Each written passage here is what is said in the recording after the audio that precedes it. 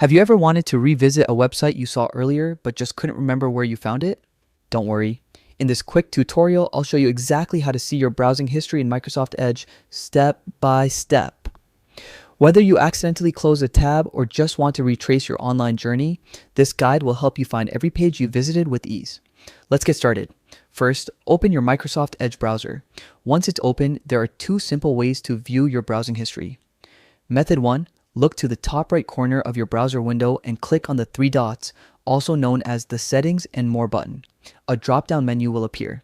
From this list, select History. Instantly, a panel or tab will open showing all the websites you visited, organized neatly by date and time. Now, if you prefer speed and shortcuts, here's an even faster way. Simply press Ctrl plus H on your keyboard. That's it. Your browsing history will pop right up without you having to click through any menus. It's a great time saver, especially if you check your history often or like keeping your workflow smooth and efficient. Once the history panel is open, you'll see a complete list of your recent activity. Everything from the most recent pages to older ones. You can scroll through and click on any site to revisit it instantly. Each entry is clearly dated, so it's easy to track when and where you've been online.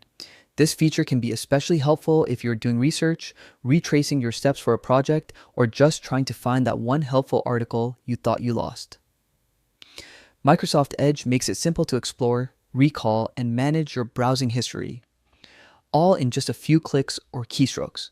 And that's it. With these quick methods, you can easily access and manage your browsing history in Microsoft Edge anytime you need.